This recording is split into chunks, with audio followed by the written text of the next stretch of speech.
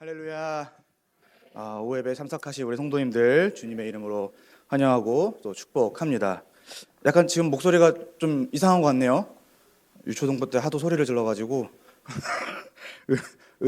은혜를 끼쳐야 되니 소리를 지르다 보니 좀 목소리가 좀 간 것 같습니다. 우리 이 시간에는 히브리서 말씀을 좀 살펴보고자 합니다. 오늘 이 시간 히브리서 10장의 말씀을 통해 십자가에 흐르는 은혜라는 제목으로 말씀을 증거하도록 하겠습니다. 오늘 이 시간이 우리 성도님들과 함께 십자가의 진리를 깊이 나누는, 정말 말 그대로 이 십자가에서 흐르는 은혜가 우리 가운데 차고 넘치는 시간이 되기를 원합니다. 우리 이 시간에는 살펴보기 전에 지난 시간에 우리는 이 사도신경의 고백 가운데 예수님께서 십자가에 못 박혀 죽으셨다, 그 중에서 왜 십자가에 못 박혀 죽으셨을까에 대해서 함께 생각을 해보았습니다. 특별히 이 요한복음 19장의 말씀을 통하여서 이 본디오 빌라도에 의해서 십자가형에 처해지신 장면을 살펴봤죠. 사실 이 십자가라고 하는 것, 그러니까 십자가에 달려 죽는 이 형벌은 로마인과 그리고 유대인 모두가 경멸하고 혐오하는 아주 끔찍한, 정말 말 그대로 인류 역사에서 다시는 나타나서는 안 되는 그런 사형 제도였습니다. 그런데 예수님께서는 그 십자가를 지셨고, 그리고 그 십자가에 매달리실 때 양옆에 흉악한 범죄자들이 있었습니다. 즉 가장 흉악한 범죄자로 역임을 받으신 것이죠. 그리고 많은 사람들 앞에서 멸시와 조롱과 그리고 모든 수치를 다 받으셨습니다. 근데 이 기록에 보니까 하나님께서 이 빌라도의 손을 들어서 예수님의 패를 적게 했는데 히브리어, 로마어, 그리고 헬라어로 바로 나사렛 예수, 유대인의 왕이라고 적게 했지요. 바로 이 십자가에 달린 사람이 하나님 나라의 왕, 천국의 주인이다라는 것을 모든 민족에게 하나님이 알려주신 것입니다. 이것은 무엇을 의미합니까? 바로 하나님은요, 예수님을 극악무도한 죄인으로 선고하셨을 뿐만이 아니라 그에게 가장 최악의 정말 끔찍한 형벌인 십자가를 하나님이 지게 하셨다라고 하는 것이죠. 이것은 단순히 개인, 그러니까 예수라고 하는 개인의 죽음이 아니라 바로 하나님의 형벌, 하나님의 저주를 받은 자다라고 하는 의미가 있었습니다. 그런데 말이죠, 사실 이 예수님께서 받으신 이 사형 선고, 죄인이라는 선고, 죄인으로서 감당하셨던 그 십자가의 형벌은 사실 누가 감당할 것입니까? 바로 나지요. 바로 우리가 감당했어야 할 그런 형벌인 것입니다. 바로 우리에게 내려져야 할 그 형벌이 하나님께서 우리에게 내리지 않으시고 그의 아들 예수 그리스도에게로 모두 돌리신 것입니다. 그 결과 우리는 이제 죄인이 아니라 하나님 앞에 의인이라 역임을 받게 되었고, 그래서 고통과 죽음이 아닌 이제 평안과 생명을 누리는 하나님의 자녀, 하나님의 백성, 하나님의 권속이다 라는 것을 우리가 함께 살펴보았습니다. 이처럼 하나님의 아들이 우리를 대신하여 모든 것을 다 짊어지셨습니다. 더 이상 우리에겐 정죄할 것이 없지요. 이 사실을 믿는 모든 사람은 구원을 받습니다. 그래서 십자가는 무엇입니까? 복음입니다. 우리는 이걸 믿고 사는 것이죠. 오늘은 이 십자가에 관한 두 번째 설교로서, 그렇다면 예수님은 꼭 죽으셔야만 했을까요? 그냥 십자가에 달리고 이제 이것으로 모든 게 해결, 이제 내려와라 하실 수도 있는데 꼭 그 자리에서 죽으셔야만 했을까요? 바로 오늘은 이 죽음에 대해서, 왜 하나님이 그를 죽게 하셨는가에 대해서 함께 살펴보도록 하겠습니다. 오늘은 특별히 좀 뒤에 화면에 PPT를 제가 띄워보려고 합니다. 그래서 원래는 잘 안 하려고 하는데 오늘은 좀 내용이 그래도 이해하시기 좀 수월하게끔 제가 한번 준비를 해보았습니다. 십자가에 흐르는 은혜를 우리 함께 살펴보도록 하겠습니다. 우리 먼저 본문의 내용을 살펴보려고 하는데요, 우리 19절부터 22절까지의 내용을 우리 다 함께 합독하도록 하겠습니다. 19절부터 22절까지입니다. 시작. 그러므로 형제들아,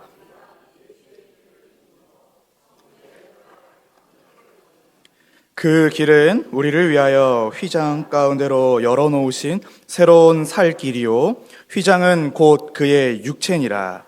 또 하나님의 집 다스리는 큰 제사장이 계심에 우리가 마음의 뿌림을 받아 악한 양심으로부터 벗어나고 몸은 맑은 물로 씻음을 받았으니 참 마음과 온전한 믿음으로 하나님께 나아가자.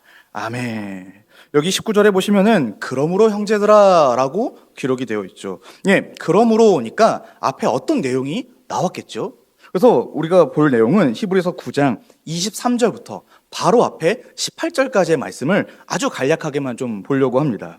여기서 무엇을 말하는가? 바로 율법이라고 하는 것은 장차올 좋은 것의 좋은 일의 그림자이지 참 것이 아니다. 참 형상이 아니다. 라고 말을 하는 것입니다. 특별히 예를 드는 것이 바로 제사 제도이죠. 이 제사 제도는요, 사람의 죄를 용서하기 위해 하나님 편에서 마련해 주신 은혜의 수단입니다. 그런데 이 제사는 사람의 죄를 없애지 못한다라고 하는 것이 바로 이 히브리서 기자의 설명이지요. 왜냐하면 그 제사는 우리의 피가 쏟아지는 것이 아니라 우리를 대신한 짐승의 피가 쏟아지기 때문입니다.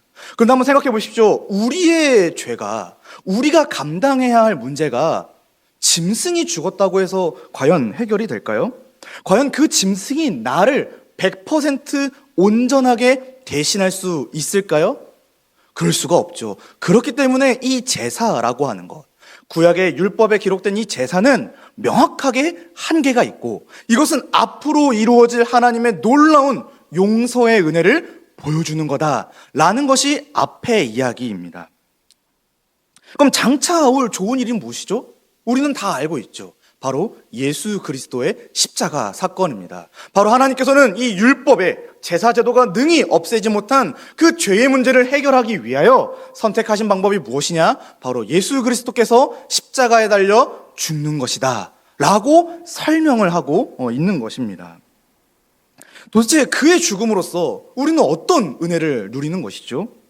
도대체 이 사건이 얼마나 위대하길래, 도대체 이 사건을 통하여 하나님은 어떻게 우리를 죄 용서하시는 것이죠? 바로 19절부터가, 오늘 우리가 읽었던 이 19절부터가 그 은혜에 대한 저자의 설명이라고 볼 수가 있습니다. 바로 예수의 피를 힘입어 우리가 성소에 들어갈 담력을 얻었다 라고 하는 것이 이 십자가로 말미암아 나타난 은혜다라고 설명하는 것이죠. 이를 위해서 우리가 좀 알아야 할 개념이 있는데, 성소가 무엇인가라고 하는 것입니다. 사실 우리가 성경을 많이 읽다 보면, 특히 구약 앞부분을 읽다 보면은 성소 혹은 성막에 관한 언급이 많이 등장하지요. 성소라고 하는 것은 무엇이냐? 바로 성막의 구조 중에서 가장 핵심적인 장소, 특별히 하나님, 그 거룩하신 하나님이 영광으로 임재하시는 곳이 바로 이 성소입니다. 그래서 제가 구글에서, 인터넷에서 검색을 해봤는데 뭐 이런 실제 사진일지는 모르겠습니다. 이제 사람들이 상상으로 좀 성경의 내용을 근거로 해서 그린 것이니까요. 그래서 약간 이런 형태였을 것이다, 이런 모습이었을 거다라고 상상을 하는 것이죠. 이걸 좀 구조적으로, 그러니까 도면으로 좀 보자면은 이렇게 되어 있습니다. 그래서 여기 보시면은 이제 성소라고 하는 것은 요 가운데를 말을 하는 것이고요. 이제 죄인이라든지 혹은 백성들이 요 동쪽에서부터 서쪽으로, 특히 제사장, 이따 설명하겠지만 제사장을 이제 대표로 하여서 이 모든 죄를 짊어지고 제단에서 번제를 드리고 물두멍에서 씻고 그렇게 하나님 앞에 나아가는 이런 구조로 되어 있습니다. 그래서 하나님께서 이 모세에게 이렇게 설명하셨죠. 내가 그들 중에 거할 성소를 지어라. 바로 그래서 이 성소라고 하는 것이 바로 하나님의 임재의 장소, 말하자면 임마누엘이 우리 눈에 보이게끔 하나님이 구조를 만들어 주신 것입니다. 그래서 이스라엘 백성들은 사방에 펼쳐져 있다가도 이 중앙에 있는 성소를 보며, 아, 저기 하나님이 임재하고 계시는구나. 아, 우리 여호와 하나님이, 우리를 출애굽하신 그 하나님이 영광으로 우리 가운데 함께하고 계시는구나를 알게 되는 것이지요. 그 중에서 성소는요, 대단히 핵심적인 구조물입니다. 왜냐하면 여기는 다른 장소라든지 혹은 다른 구조물들에 비해서 확연하게 구분되기 때문에 그렇습니다. 바로 그곳은 하나님의 영광이 아주 충만하게 나타나는 공간이지요. 그래서 도면도를 보시면은 이제 여기죠. 여기가 성소고요. 그리고 그 바로 다음에 이제 같은 건물인데 지성소라고 하는 또 공간이 이렇게 구별되어 있습니다. 이제 성소의 모습을 조금 더 자세하게 보자면은 이렇게 좀 볼 수가 있을 것 같습니다. 그래서 여기 보시면은 여기가 문인데 요 휘장을 하나 거쳐가면은 성소구, 또 그다음 휘장, 여기 이제 천사의 모형이 기록되어 있다고 하는데 이 휘장을 건너가면 지성소가 되는 겁니다. 이렇게 구분이 되어 있지요. 그래서 성소는 이제 휘장을 중심으로 성소, 지성소로 구분이 되는데 이 지성소가 특별히 더 중요합니다. 왜냐하면 여기에는 성소의 중심부라고 말을 할 수가 있고 이 성소에 무엇이 있냐? 바로 속죄소라고 하는 시은좌라고도 하죠. 이 덮개가 덮여져 있는 언약궤, 증거궤가 있습니다. 바로 거기서 하나님께서 백성들의 죄를 사하여 주시고 또 백성들의 대표에게 말씀하여 주시는 것이죠. 따라서 우리가 이 성소로 들어간다라고 하는 것은 무엇이냐면은 거룩하신 하나님 앞으로 나아간다라고 하는 의미가 되는 것입니다. 그런데 말이죠, 이 성소에는요 아무나 접근하거나 출입할 수가 없었습니다. 오직 하나님이 세우신 인물, 곧 대제사장만이 이 성소, 특히 지성소에 들어가 백성들을 위한 죄사함과 또 하나님의 말씀, 그 통치를 들을 수가 있었던 것이지요.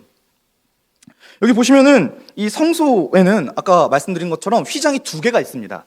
바깥에 하나가 있고요, 안쪽에 하나가 있죠. 그래서 이 성소에 휘장이 있는데 이게 굉장히 두껍고 무겁다고 합니다. 왜냐하면 이렇게까지 해야지 사람들로 하여금 성소의 내부, 특별히 지성소 안을 들여다볼 수 없게 하기 위해서 크고 두껍고 무겁게 만들었다고 합니다. 왜냐하면 이 성소를 보는 순간, 그러니까 말하자면 백성들이 거룩하신 하나님의 영광을 보는 순간 죽기 때문에 그렇습니다. 그래서 하나님께서는 그들이 죽지 않도록, 그러니까 백성들을 보호하시기 위해 이 두껍고 무거운 또 큰 그 휘장을 가리어서 이제 두신 것이지요. 그런데 이런 지성소, 특별히 이 거룩하신 하나님 앞에 나아갈 수 있는 날과 인물이 정해져 있으니 그게 바로 1년에 한 번 속죄일, 그리고 대제사장이 들어가는 것입니다. 그는 그곳에서 지난 1년 동안 이스라엘 백성 전체의 죄를 속죄하는, 그러니까 용서를 구하는 역할을 했고 그곳에서 하나님께서 말씀을 듣게 되는 것입니다. 그런데 여기에 이제 좀 저자가 뭐라고 말합니까?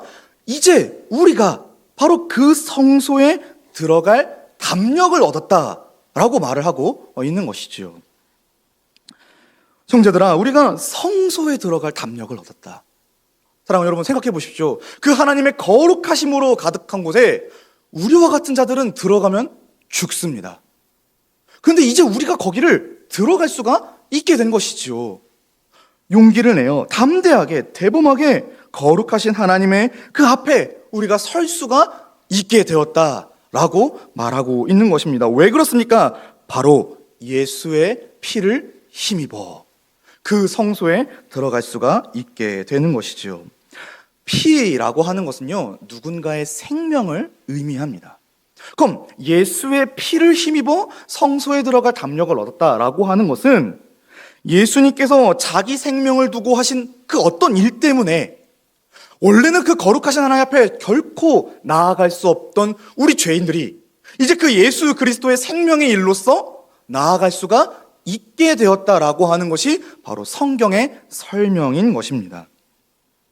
한번 생각해 보십시오. 거룩하신 하나님 앞에 나아간다고 하는 것, 사실 우리가 나아간다라고 하는 표현을 좀 약간 상투적으로 너무 빈번하게 많이 쓰고 있지 않습니까? 기도할 때라든지 찬양할 때라든지. 나아간다라고 하는 표현은 되게 좋은 것 같은데 한번 생각해 보십시오. 이 나아간다라고 할 때의 이 무게감, 우리와 같은 피조물이, 아니 심지어 우리는 뭡니까? 예수님을 믿기 전까지 우리는 다 더러운 죄인들 아닙니까? 그 죄인들이 영광의 하나님 앞에 나아간다라고 하는 것이 얼마나 무겁고 중대한 일입니까? 근데 이제 그 길이 열렸다. 이제 우리가 얼마든지 하나님 앞에 나아가 하나님과 마주하고 교제할 수가 있게 되었다라고 하는 은혜가 지금 19절 한 절에서 선포되고 있는 것이지요. 그럼 어떻게 이 일이 가능할까요?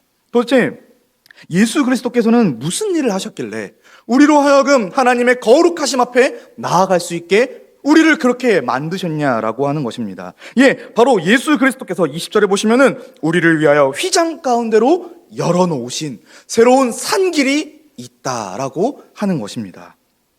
앞서 우리가 봤듯이 이 휘장은요 굉장히 두껍습니다. 그리고 무겁고 또 크지요. 성소의 입구에 하나, 성소와 지성소 사이에 하나가 있고요. 이 안에 내부를 가리기 위함이라고 제가 말씀을 드렸습니다. 그리고 가장 거룩한 장소가 바로 지성소입니다. 근데 여기가 이 휘장이 어떤 크기냐 했을 때 길이가 10m고 폭이 5m, 두께가 약 15cm라고 합니다. 이게 가늠이 안 될 것 같아서 제가 설교 준비하다가 본당에 올라와서 저 본당 뒤에 문을 한번 재봤습니다. 저 본당 문은 지금 두 개가 이렇게 당겨져 있는데 요 상태로 길이가 저희께 2m가 좀 되고요. 요 가로 길이가 1.4 정도 됩니다. 이게 제가 정확하게 재은 건 아니라서 이제 대강이긴 한데, 그리고 두께가 한 5cm 정도 됩니다. 그러니까 무슨 말이냐면은 우리 교회 본당 들어오는 문에 적게는 5배에서 많게는 또 그 이상의 무게와 길이와 두께가 되는 아주 견고한 휘장이라고 하는 것이죠. 그렇기 때문에 이 휘장을 연다는 것 자체가 굉장히 어려운 일이고 또 이 휘장을 함부로 열어서도 안 됩니다. 그러니까 오직 대제사장만이 그 휘장문을 하나님의 허락, 하나님의 은혜를 힘입어서 열 수가 있는 거고 들어갈 수가 있는 것이죠. 그래서 이것은 하나님이 명령하신 것, 이 휘장도 하나님이 만들라고 명령하신 것이기 때문에 그 누구도 폐하거나 없앨 수가 없습니다. 만약 이걸 없애야 된다, 이걸 열어야 된다고 하면은 하나님만이 하실 수가 있겠죠. 그래서 지금 20절에 무슨 설명을 하는 거냐면은 그 길은 우리를 위하여 휘장 가운데로 열어놓았다. 누가? 바로 우리 주 예수 그리스도께서 그 휘장의 문을 열어주신 것입니다. 바로 제2위의 하나님이신 그 성자 하나님께서 그 두껍고 크고 아무나 건드릴 수 없는 휘장의 문을 열어주신 것이지요. 한번 상상해 보십시오. 하나님께서 자신의 두 손으로 친히 휘장을 찢으시는 겁니다. 만들라고 명령하셨고 그래서 백성들이 그걸 지켜왔는데 이제 하나님께서 예수 그리스도께서 하신 어떤 일 때문에 그 휘장을 위에서부터 아래로 쭉 찢으신 것입니다. 그 길로 우리가 들어갈 수가 있게 되었다라고 설명을 하는 것이죠. 바로 이 크고 두껍고 무거운 휘장 가운데를 여신 겁니다. 예수님께서 그 휘장의 어떤 꼬투리를 여신 게 아니라 정 가운데 활짝 열어서 하나님의 거룩한 임재로 들어가게끔 그리스도께서 행하셨다라고 하는 것이 20절의 설명입니다.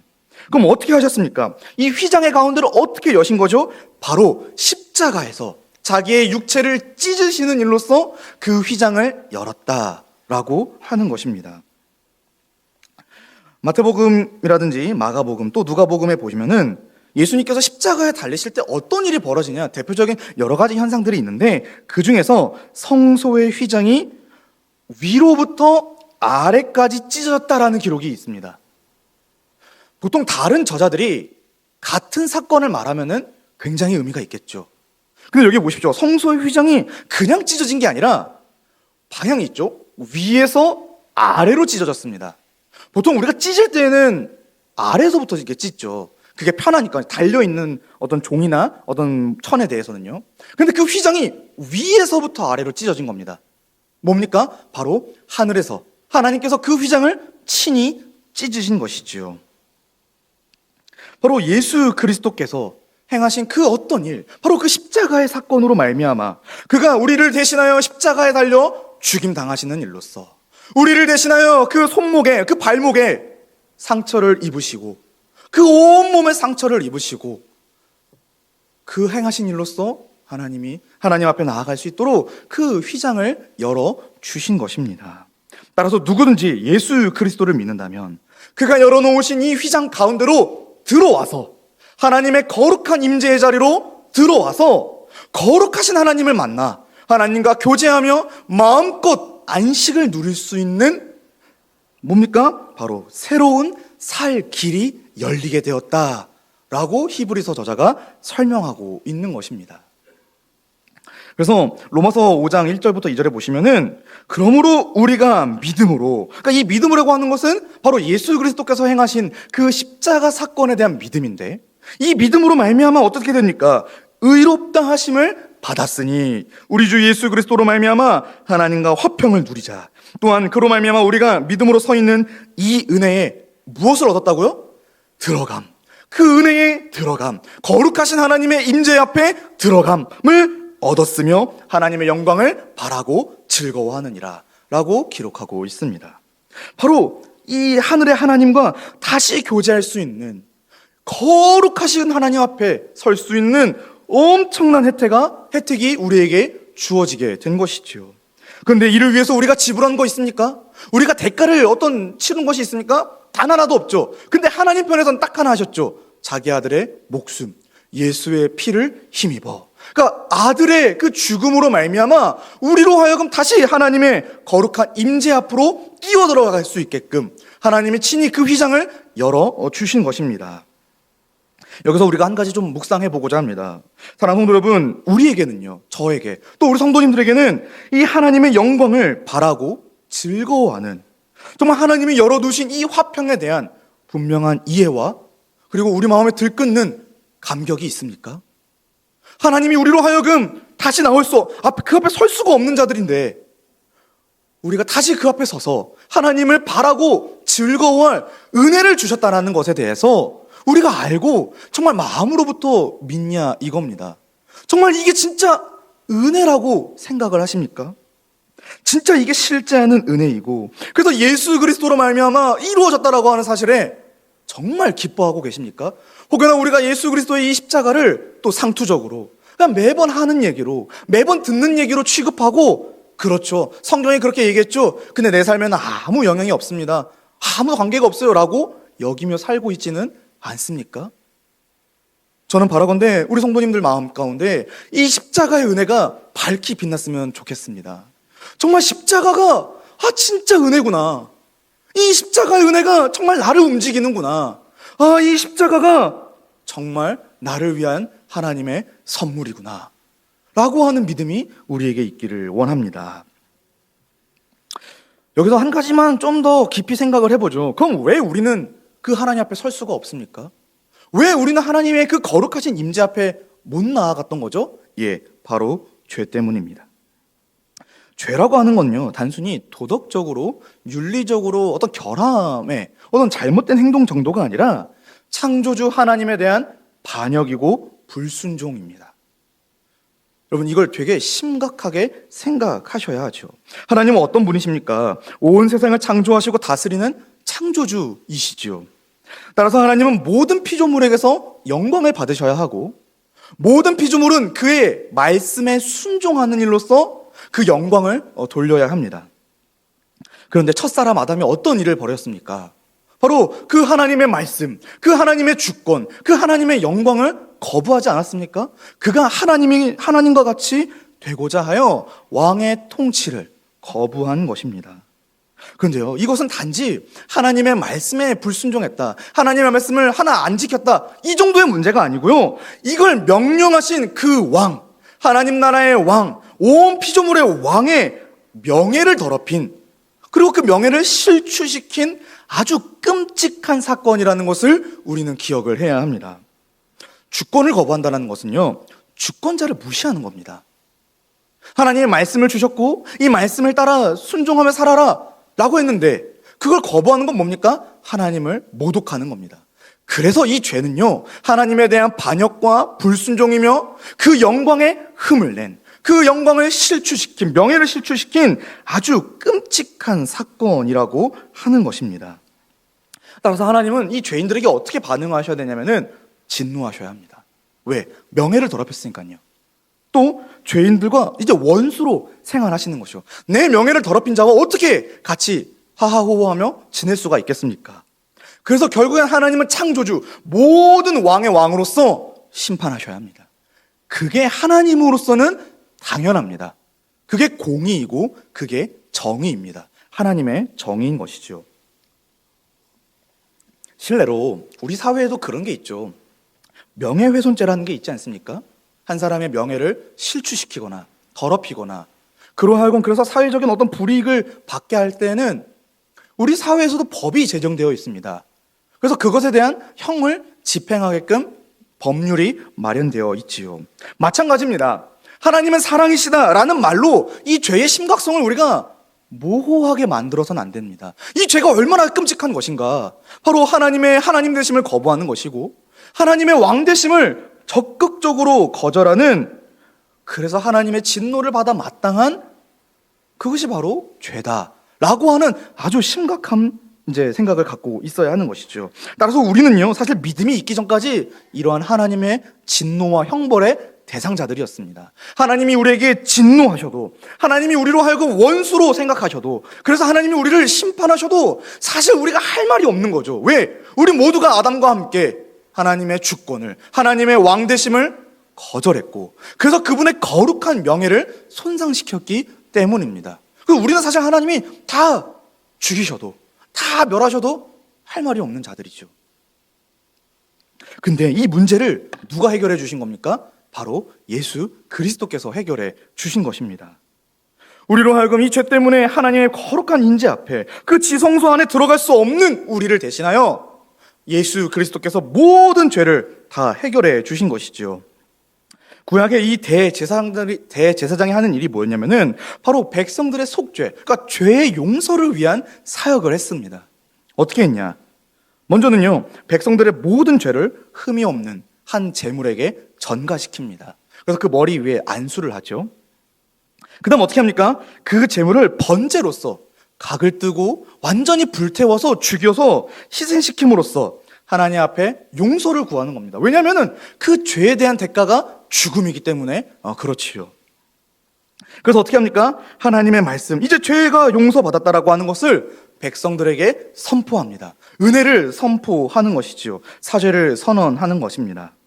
근데 이게 말이죠, 바로 예수 그리스도 안에서 다 이루어진 사건입니다. 바로 예수 그리스도 한 사람께서 이 세 가지 일을 전부 다 하셨다라고 하는 것이 히브리서 전체의 이야기인 것입니다. 그래서 레위기의 제사장이 그를 위하여 속죄한즉 그가 사함을 받으리라라고 하나님이 말씀해 주셨죠. 이제 예수 그리스도께서 그 일을 행하시는 겁니다. 바로 이게 구약의 백성들이 바라보았던 장차 올 좋은 일이었던 것입니다. 그들은 이걸 바라봤던 거고, 우리는 이게 이루어진 은혜의 시대를 살아가고 있는 것입니다. 그럼 그리스도께서는 어떻게 이 일을 하십니까? 먼저는요, 자신이 대제사장이 되십니다. 자신이 제사장이 되시는 것이죠. 두 번째로는요, 예수님 자신이 희생제물이 되십니다. 그래서 요한복음 1장에 보면 세례 요한이 보라, 세상 죄를 짊어지고 가는 하나님의 어린 양이로다 라고 설명을 하지요. 바로 예수 그리스도께서 자기를 희생제물로서 드리시는 겁니다. 그러니까 예수님이 제사장이시면서 동시에 제물이 되시는 것이죠. 그래서 결국은 어떻게 합니까? 친히 자신을 내어주셨는데, 이 일로 말미암아 하나님께서는 자신의 더럽혀진 명예가 회복되었다고 인정하시고, 그래서 우리에 대한 진노를 푸시고 우리에 대한 형벌을 없다 여겨주시며 우리로 하여금 가까이 하는 그런 관계가 되게 하신 것입니다. 이걸 좀 그림으로 한번 좀 설명해 보고자 합니다. 여러분, 여기 벌어진 한 사건이 있습니다. 여기에 당사자는요, 하나님이 계시고 그리고 우리 사람이 있습니다. 그런데 이 문제를 해결할 가운데의 해결사, 중보자는 바로 예수님이시죠. 그럼 이 예수님께서 하나님과 우리 사이의 이 문제를 어떻게 해결하시냐? 먼저는 하나님에 대하여 해결하십니다. 바로 자기 자신을 들이심으로써 하나님의 그 모든 진노를 자기 몸으로 감당하시는 것입니다. 그래서 더 이상 하나님이 진노하지 않을 만큼 충분한 하나님의 진노를 다 받아서, 정말 이렇게까지 하나님이 진노하실까? 라고 우리가 생각할 수 있는 그 모든 진노마저도, 진노의 한 톨마저도 예수님이 자기 몸으로 다 받으셨습니다. 이걸 조금 어려운 영어로 유화라는 단어를 씁니다. 바로 그리스도께서 모든 진노를 다 받으셨고, 그래서 하나님이 우리에게 더 이상 쏟으실 진노가 없으신 것입니다. 그럼 우리는 이제 어떻게 됩니까? 우리는 우리 죄에 대한 대가가 하나님 앞에서 예수 그리스도로 말미암아 다 지불되었기 때문에 죽음도, 진노도, 형벌도, 저주도 다 지불되었기 때문에 우리는 이제 더 이상 그 죄 가운데 살 필요가 없습니다. 다시 하나님께로 오면 됩니다. 아니, 예수 그리스도께서는 우리를 그렇게 사셨습니다. 이걸 속량이라고 말을 합니다. 이렇게 중보자 예수 그리스도를 통하여서 이 일이 이루어진 거죠. 그럼 이제 하나님과 우리 사이에 어떤 일이 벌어지냐? 하나님이 우리를 더 이상 원수로 생각하지 않으시고, 너는 내 아들이라, 너는 내 딸이라, 너는 내 자녀다 라고 여기시며 우리를 아주 가까이 여겨 주시는 것입니다. 이게 바로 화목입니다. 예수 그리스도의 십자가의 은혜를 이렇게 그림으로 한번 좀 설명해 볼 수가 있을 것 같습니다. 이걸 그리고 형벌대속적 죽음이다 라고 우리는 설명을 하는 것입니다. 다시 돌아와서요. 바로 예수 그리스도의 이 사역, 이 십자가에서 벌어진 희생의 사역, 그리스도께서 흘리신 그 피, 그것이 우리로 하여금 하나님의 거룩한 보좌 앞으로 나아갈 담력이 되었다, 근거가 되었다. 그러니 우리가 어떻게 됩니까? 나아가자라고 22절 끝에서 말을 하고 있는 것이지요. 이제는 율법 외에 하나님의 하늘가 나타났으니, 이것은 율법이 할 수 없는 놀라운 일입니다. 구약의 백성들은 도무지 상상할 수도 없었던, 그들은 꿈만 같았을 겁니다. 상상만 했겠죠. 그렇게 용서받았으면 좋겠다. 근데 우리는 성경을 통해 그 하나님의 은혜의 현장을 직접 보고 있는 겁니다. 그 은혜로 우리가 하나님께 나아가게 되는 것이지요. 그런 예수님을 21절에서 뭐라고 설명합니까? 하나님의 집 다스리는 큰 제사장이다 라고 설명을 합니다. 제사장이 하는 역할은 무엇입니까? 바로 자기에게 나오는 모든 자를 새롭게 하는, 그러니까 그의 죄를 속죄하는 역할을 하죠. 바로 예수 그리스도께서 우리를 위한 대제사장으로서 우리로 하여금 우리가 짊어진 모든 죄의 문제를 해결하시고, 그리고 우리가 하나님 앞에서 용서받았다라는 것을 친히 증언하여 주시는 분이 바로 예수 그리스도이십니다. 바로 하나님의 집에, 하나님의 나라에, 천국에 들어갈 자를 그가 구별하여 내놓으시는 것이지요. 바로 그 예수 그리스도께서 대제사장으로서 우리를 완전히 새롭게 하시는 겁니다. 우리를 완전히 깨끗하게 해 주셔서 하나님의 집에, 하나님의 나라에, 천국에 들어갈 수 있게끔 도와주시는 것입니다.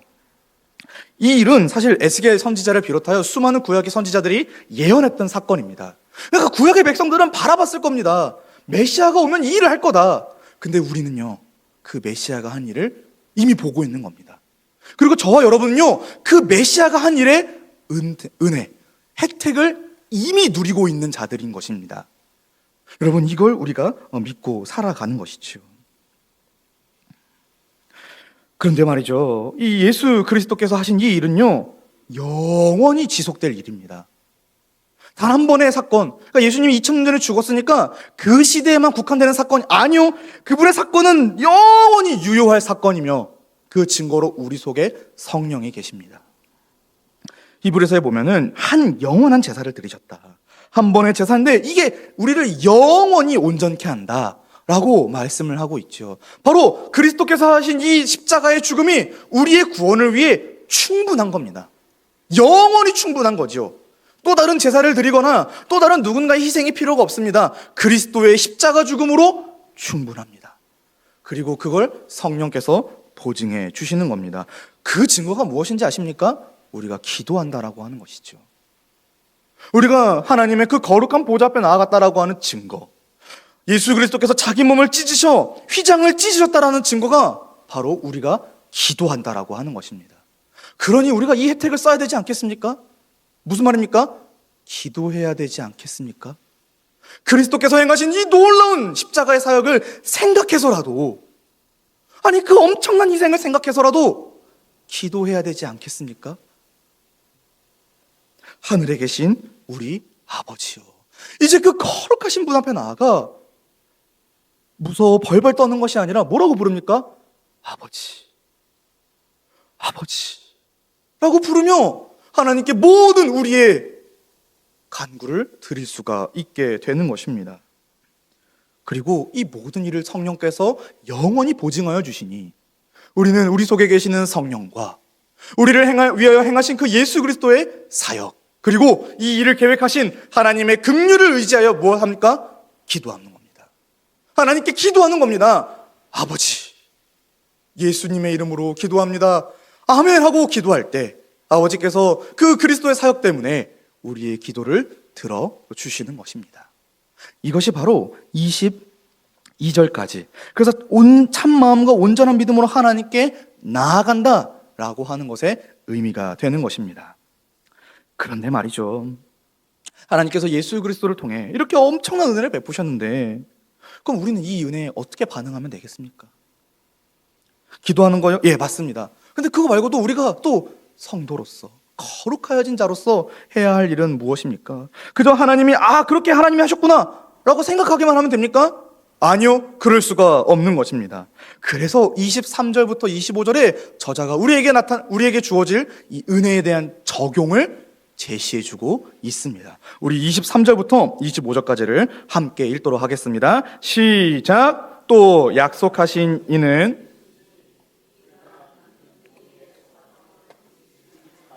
굳게 잡고 서로 돌아보아 사랑과 선행을 격려하며 모이기를 패하는 어떤 사람들의 습관과 같이 하지 말고 오직 권하여 그날이 가까움을 볼수록 더욱 그리하자. 아멘. 여러분, 여기 주목할 단어는 우리입니다. 우리. 나 아니에요. 우리입니다. 교회가 함께 이 십자가를 생각할 때 무엇을 할 것이냐? 첫 번째, 약속하신 이는 미쁘시니 우리가 믿는 도리의 소망을 움직이지도 말고 굳게 잡자라고 하는 것입니다. 여러분, 우리가 믿는 이 도리의 소망이 무엇입니까? 우리의 구원이 어디 있습니까? 십자가. 그 십자가 복음 아닙니까? 예, 십자가 복음을 움직이지 맙시다. 성경이 말하는 그대로 믿고 성경이 보여주는 그대로 우리가 받아들이며 이 은혜의 자리에 뛰어듭시다. 이것이 정말 진리이고 이것이 정말 생명이라고 생각하며 이 말씀에 한번 목숨을 걸어봅시다. 우리의 인생을 걸어보자, 이것이요. 정말 움직이지 말고 굳게 잡는 겁니다. 꽉 붙잡는 것이죠. 누가 흔들더라도 놓지 않는 것, 바로 굳게 잡는 것입니다. 두 번째는 무엇입니까? 서로 돌아보아 사랑과 선행을 격려하는 것입니다. 우리가 이 십자가 복음을 굳게 잡을 때 어떤 일이 벌어지냐? 바로 우리 가운데 사랑과 선행이 나타납니다. 이건 복음에 합당한 열매이지요. 그런데 우리가 살아가다 보면 이 복음을 굳게 잡는다고 할지라도 언젠간 우리의 믿음이 연약해지지 않습니까? 다시 한번 우리가 넘어져서 우리로 하여금 이 사랑과 선행이 희미해지지 않습니까? 그때 우리 공동체의 역할이 중요합니다. 우리가 함께 붙잡았으니 우리가 서로 돌아보고 격려하는 것입니다. 너가 믿는 게 맞아. 그 십자가 진리가 맞아. 나도 믿고 있는 걸 우리 같이 힘을 내보자. 그게 진짜 진리야. 우리 같이 힘써 지켜보자. 그 말씀에 우리 함께 인생을 걸어보자 하고 교회가 함께 움직이는 것이 바로 십자가의 도리를 굳게 붙잡는 삶인 것입니다. 이건 나 혼자 할 수가 없습니다. 우리가 함께 십자가를 굳게 붙잡고 그래서 서로 돌아보고 격려하여 그 사람이 그 믿음 가운데 떠나지 않도록, 움직이지 않도록 도와주는 것이지요. 세 번째로 어떻게 합니까? 그러니 그날이 가까운 줄 알므로 우리 더욱 모이기를 힘쓰자라고 하는 것입니다. 우리가 서로 돌보고 격려하려면 어떻게 됩니까? 모여야겠지요. 그러니까 예배 시간이 소중한 겁니다. 그러니까 어떤 교제 시간이 중요한 거고요. 그러니까 전교인 수련회가 중요한 것이지요. 그냥 하는 말이 아닙니다. 정말 우리가 모이기를 힘써야 합니다. 그리스도의 십자가 아래 우리가 단단히 붙잡기 위해 서로 격려하고 돌보며 그 은혜 가운데 사랑과 선행으로 이 세상에서 하나님의 거룩한 자녀로 살아가기 위해 연합해야 하고 힘써야 하는 것이지요. 오늘날 문화는 어떻습니까? 개인주의가 만연합니다. 나를 생각하는 게 현대사회의 특징인데 우리는 거꾸로 가는 겁니다. 아니, 하나님이 그리스도의 십자가 안에서 하나 되게 하신 이 교회로 우리는 살아갈 거다. 교회가 내 삶의 전부고 교회야말로 하나님이 우리 가운데 허락해 주신 은혜의 안식처다 라고 생각하며 우리는 모이기를 힘쓰는 겁니다. 그러니 어떤 일이 있더라도 예배의 자리라든지 교제의 자리라든지 연합의 자리, 아니 섬길 수 있는, 아니 우리가 참여할 수 있는 모든 자리에는 다 참여해서 우리 성도가 어떻게 됩니까? 그리스도의 십자가를 낱낱이 나누며 살아가는 것이지요. 그래서 저는 이 말씀을 이렇게 정리해 볼 수 있을 것 같습니다.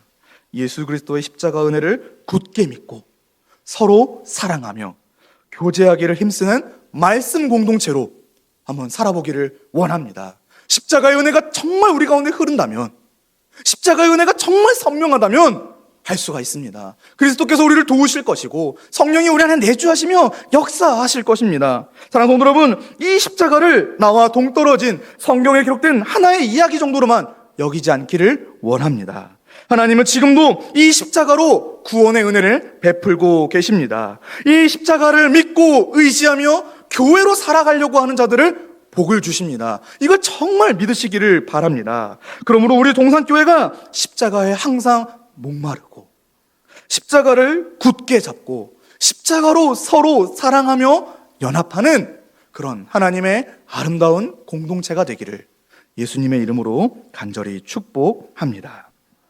함께 기도하겠습니다. 하나님 아버지 감사합니다. 오늘도 우리 가운데 십자가를 밝히 볼 수 있는 은혜를 베풀어 주심을 감사합니다. 이 십자가가 헛된 것이 아니라 하나님의 실제하는 은혜요. 이제 우리는 더 이상 이 십자가에서 멀리 떨어져 살 수가 없는 교회라는 것을 확인시켜 주시니 감사합니다.